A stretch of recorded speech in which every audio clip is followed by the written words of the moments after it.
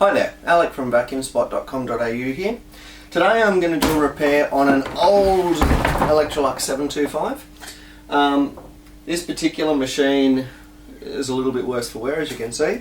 It's currently not going at all, and the customer has just said fix the problem, no extra fussing around. So I'm just going to jump in, find what is actually causing it to have no-go.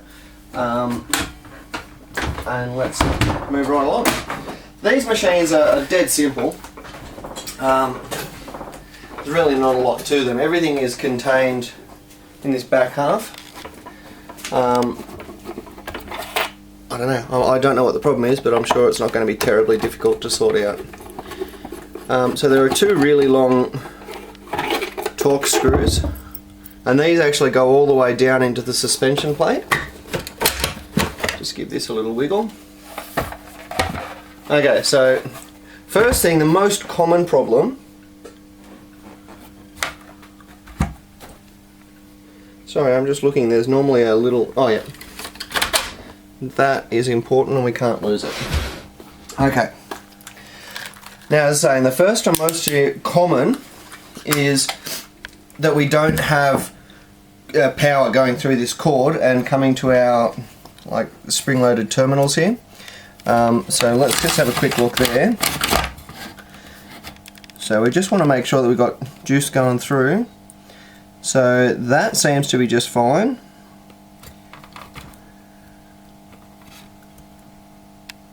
Okay, so we've got power flowing through here. So that's not the problem. So from here, oh wow, okay. So somebody's actually repaired this at some previous time. I'll just take the switch out so I can show you something. All the circuit board and everything up here, which is for your high, low and your adjustable suction, that's all been disabled at some time in the past. So that also can't be the problem. Really, what we're coming down to now is switch or possibly motor. So let's just check the switch.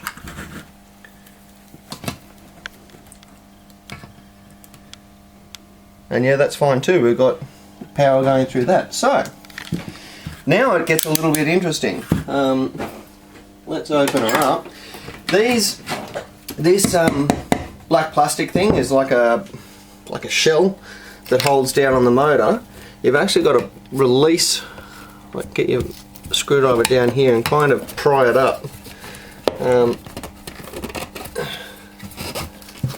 Some of them can be real stiff, but since this one's been worked on in the past, it's coming up nice and easy. Oh, okay.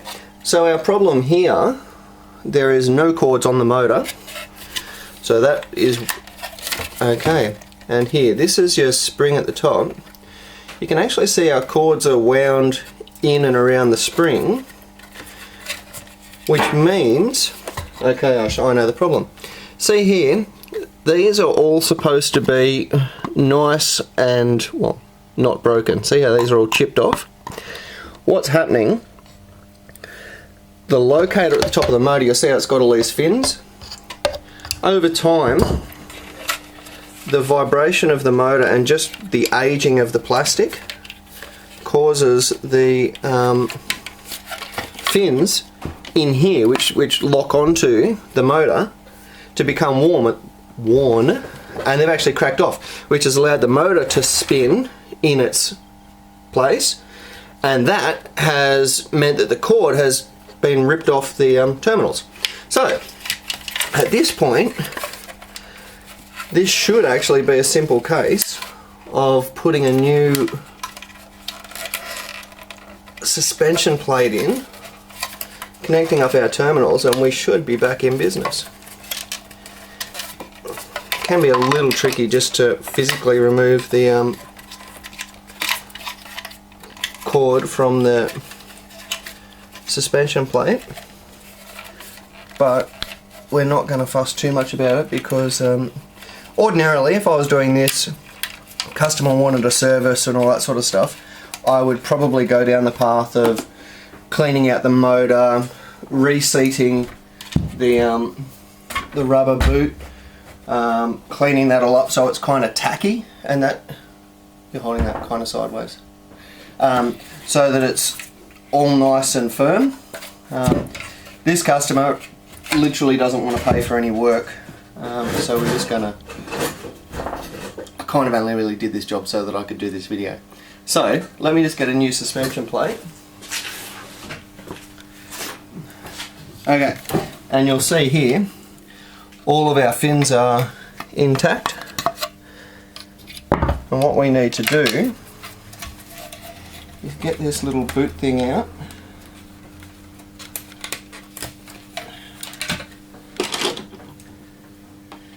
Cut the old scabby one off here. Let's feed this through.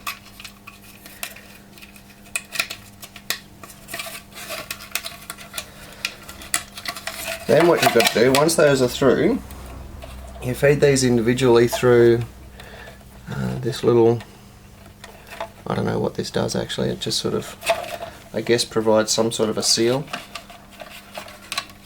So feed this through.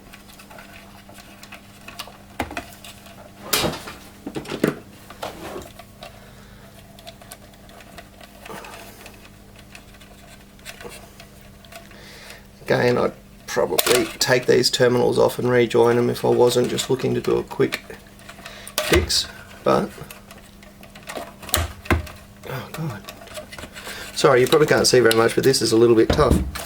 Okay, so what I'm going to do now, get this sort of in position. Okay, so we're going to attach our terminals.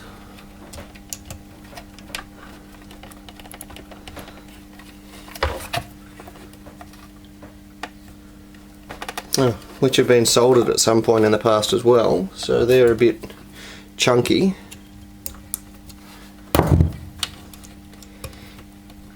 Okay, put the spring back on there. Now, this part always confuses me ever so slightly. Lining up the fins with the base. So now, as I'm pulling up, what I'm wanting to do, that little rubber thing, for go on. Okay, so they're looking like they're going to stay now. Okay, what I'm wanting to do is pull these cords up and hopefully get this little rubber thing to sit in the suspension plate a bit better. So see, I'm just kind of, you might not be able to see, but there we go. So I've got our little rubber thing, which doesn't really have a proper name, well, for me. And now, because this is all new, this will be a little bit stiff to go back in.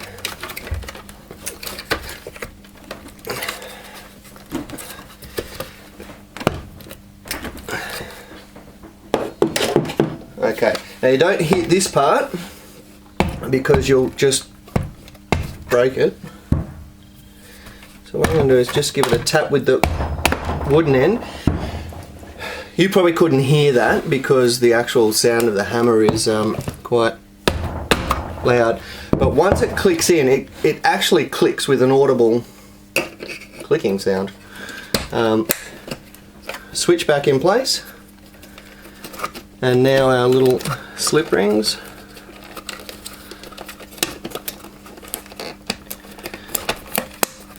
Okay, again, everything clicking as it should. I'm just tidying up these cords, just putting them into their little guides. Okay, so now, back end on. Now, this is the trickiest part of the whole thing, really. You've got to line up this here, which is going to control our cord rewind, has to line up with the inside. There's a little sleeve built in just here.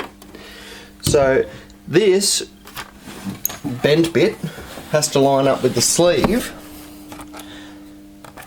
Okay, and these two tongues here have to line up with the plastic there, and on the back end this lines up here. So all three have to kind of find their way to the right places at the right time, and this little bendy thing often just falls. So what I'm doing, okay, I'm sorry, this, I would love to be able to show you this, I'm trying.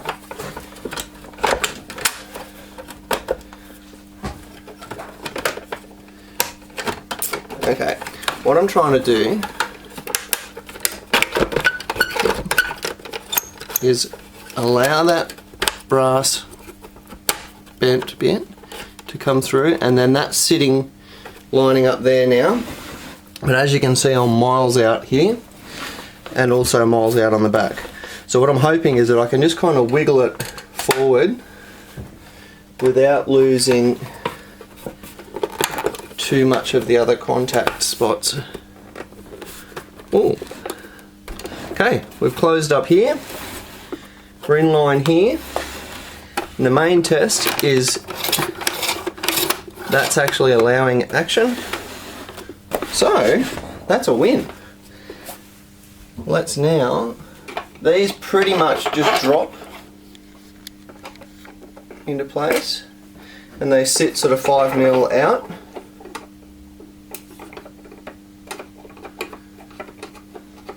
If it's up this high, it's not in the right spot.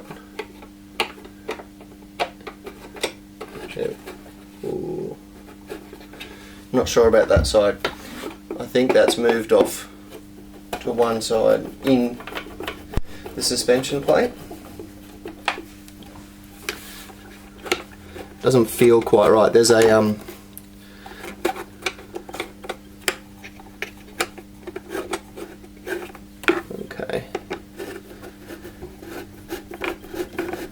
okay, we're all good. These, you don't tighten them up too hard, because as you see, what they're actually going into is that suspension plate holding the whole thing together. If you do that too tight, you can crack it. And since you just replaced one because you were fixing something else, you don't want it to do that. Awesome! That's an unusual one. You don't get to see that sort of repair very often, but that is a suspension plate swapped on an Electrolux 725. Alec at Vacuum Spot. Easy tips.